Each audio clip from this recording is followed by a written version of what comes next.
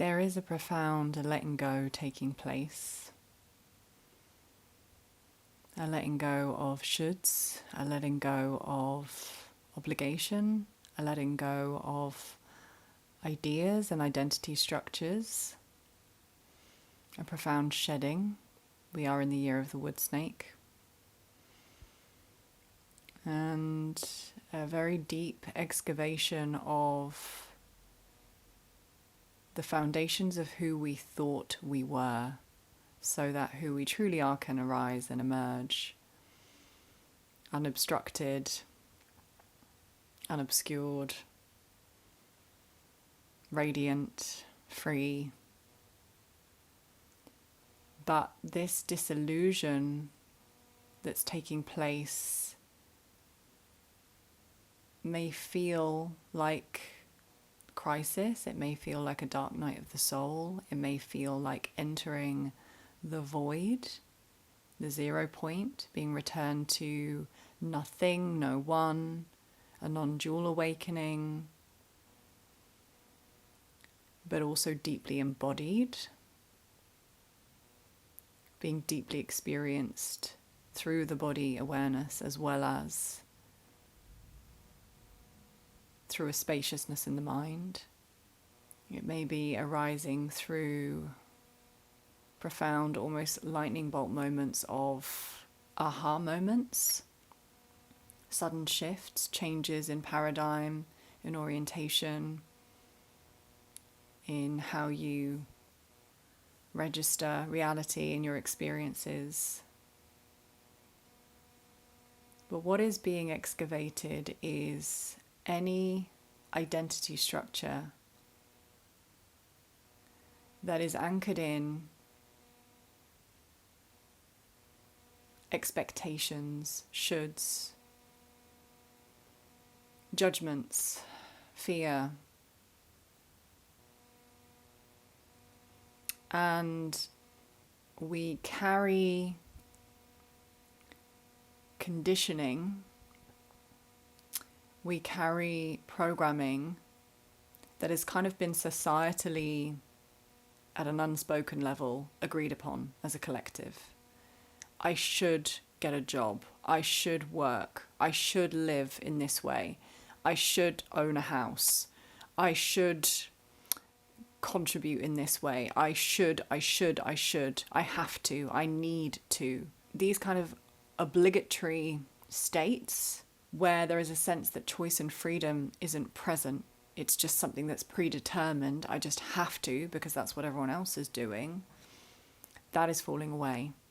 It is a necessary shedding so that our true luminous individuation and true nature can shine forth.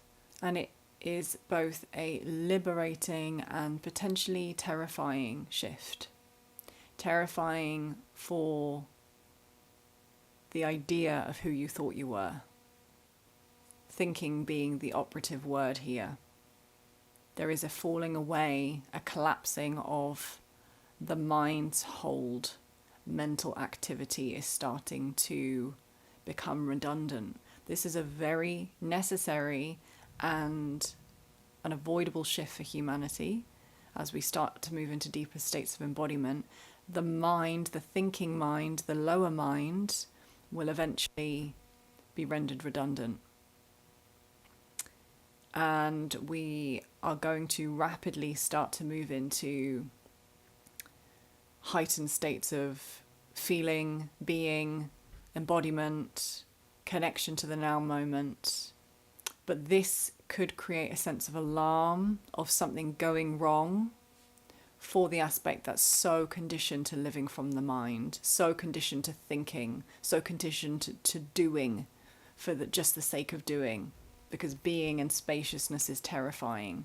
I'm experiencing this shift very profoundly as an almost complete collapse of my yang energy, that active masculine principle that's just doing, relentlessly doing, that believes it has to do, again, that obligation energy, and the mother Kundalini Shakti is just demanding that I am. Any thinking that I'm engaging with puts my system into really tremendous nervous system dysregulation. It's very extreme.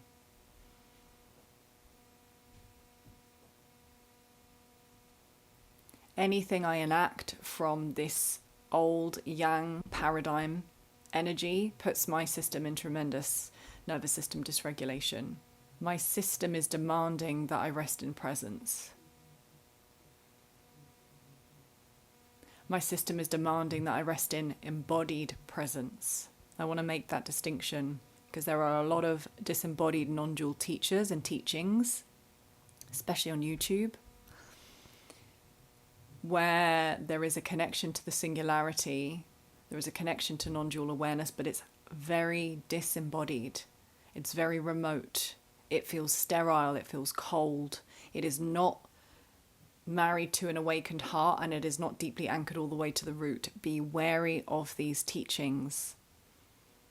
This is not the way of the holy marriage. This is not the way of union. This is not the way of true integrated awakening. True non-dual states are deeply embodied states. Shiva is married to Shakti. They are not separate from one another.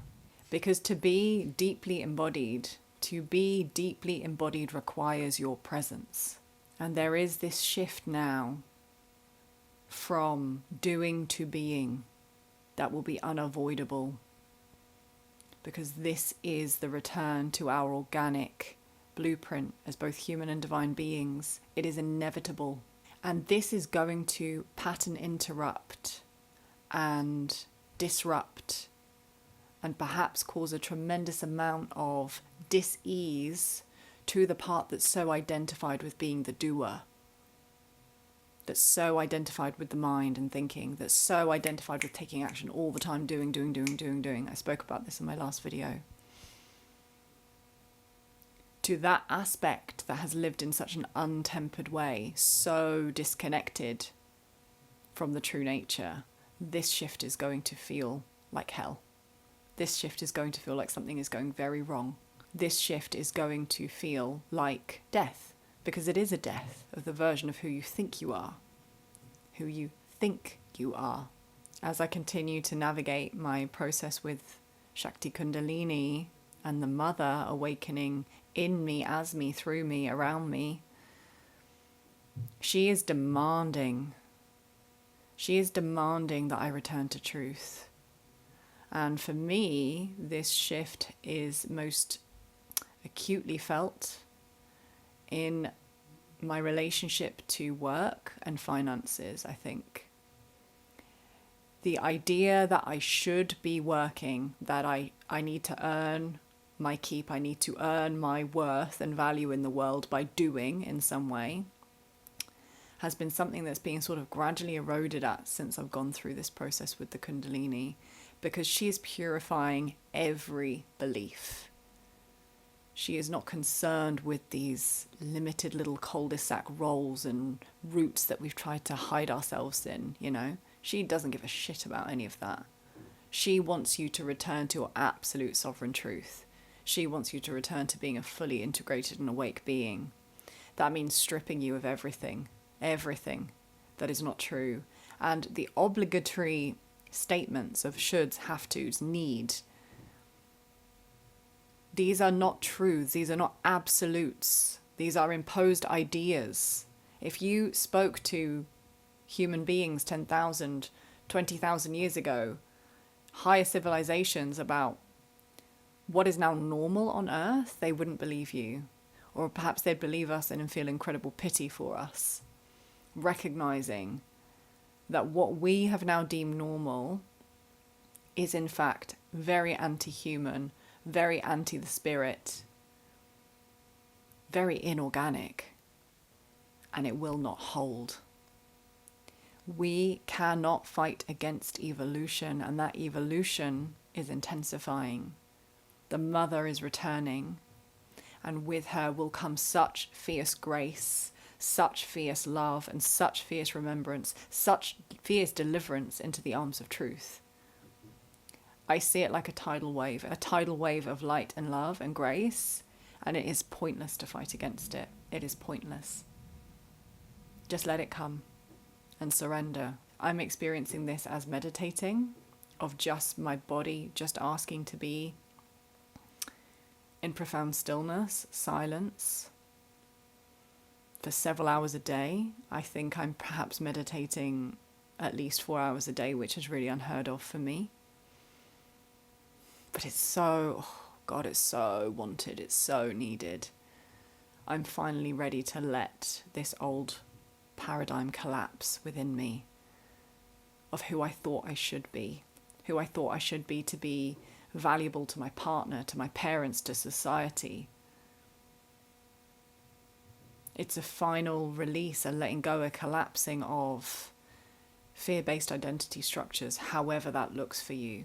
Who were you before you were conditioned to be a certain way? This comes to mind. Who were you before the world and your family and society and the media and your epigenetics, your ancestry told you who you should be? This is the awakening process. This is organic evolution in motion. It is a stripping away, a purifying. And the way I'm experiencing it is that I can actually feel the split in my consciousness. And I experience this, that the front side of my consciousness is the aspect still locked in separation. It's still small, still gripping. Whereas behind me, in the back side of me, and then around my spinal column, around the channel of Sushumna, I feel tremendous grace, tremendous ease. The mother is there and she is flowing so much healing into me, so much grace, so much love, so much light, so much freedom, so much ease, so much softness, so much spaciousness. And I can feel how these two parts, these two aspects have been at war for so long. But truth is winning. And I've also noticed that from this dual split, this front side considers the awakening agony, absolute agony. I'm losing everything that I thought I was. I'm losing my value. I'm losing my worth. If I can't contribute in this way, who am I going to be? And then conversely, this back side, this spacious, free, liberated energy actually experiences this awakening as tremendous bliss and pleasure.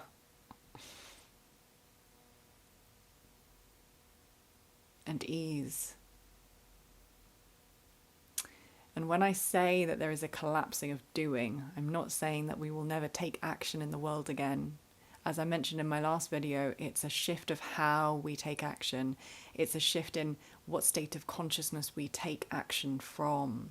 And that at a personal level is what's being excavated for me. It's the part that felt she should be doing from this yang, busy, doing energy. And now anytime I try to engage in anything within myself or in the world from that energy, my nervous system is going into complete overwhelm. It's so extreme how this is showing up in my system. But the contrast is showing me the old paradigm, which is actually hell, and this new shift. It's not a new shift, really. It's actually just a returning to truth. It's just a returning to organic ways of being that have been so forgotten that they feel new, they feel profound, they feel radically different, when actually they're a much simpler way of being, because they're actually working in congruence with life, in congruence with our natural energy, rather than against it. It is now time to let go of who you thought you should be. You thought you should be. Just feel the energy of that for a moment. Feel the energy of, I thought I should be this person, and there's a gripping and there's holding on. And that's where the nervous system tension comes in. If you're all going through a Kundalini awakening, that's where the nervous system tension comes in. But it's for all of us. That is where the tension comes in. It is this gripping. It's somatically held in the body. These ideas, these concepts, we're holding them physically. The body remembers at a deep level this conditioning being the only way. So I'm going to give you an example. Let's say I'm creating a course on awakening. I have to create this course. Feel the energy of that. I have to create this course because I have to work. Versus, I want to create art and I choose to create art through this course.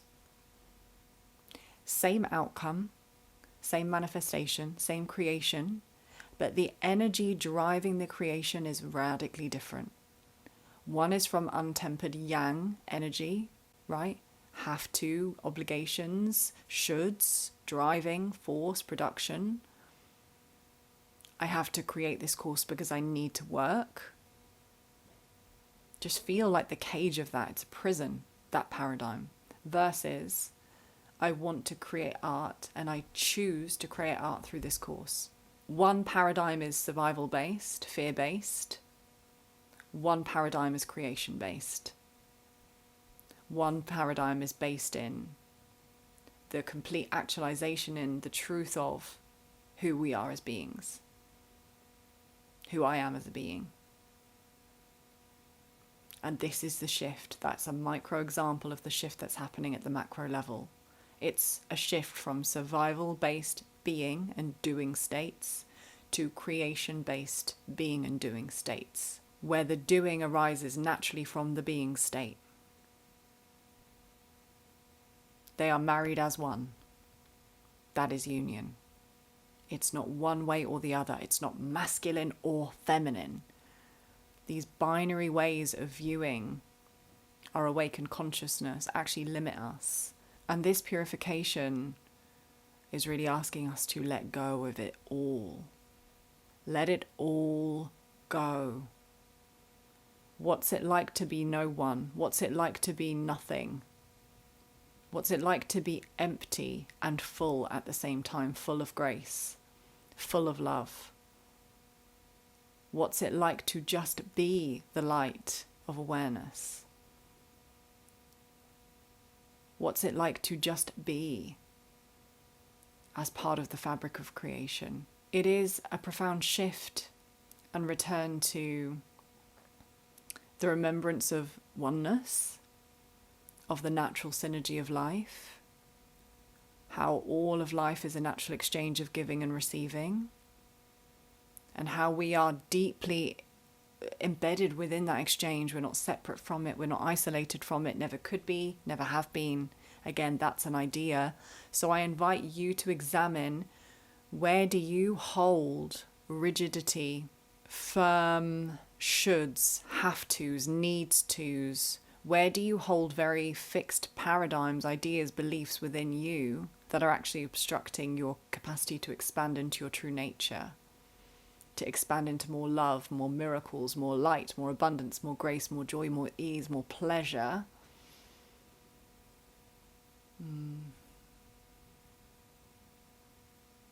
How is life trying to open you? And where are you resisting with this fixation on being closed and tight and rigid and contracted and stubborn? Can you let life open you and trust that in that opening you will have all that you need? Because it is actually only beliefs, conscious and unconscious beliefs, that obstruct the flow of life force energy, the flow of creation, the flow of abundance arriving to us and through us. Love is always present, grace is always present, abundance is always present, but we may not experience that because we hold guards, barriers, parameters within the mind and the body architecture that are fixated on one certain way of abundance being, one certain way of experiencing love. We're fixated on certain ways, certain pathways, certain paradigms. And at some point on the awakening journey, all paradigms, all beliefs become an obstruction to true liberation, to experiencing the true freedom of the true self. Can you let go of who you thought you should be and allow the truth of who you are to arise? That is my invitation for you today. Namaste.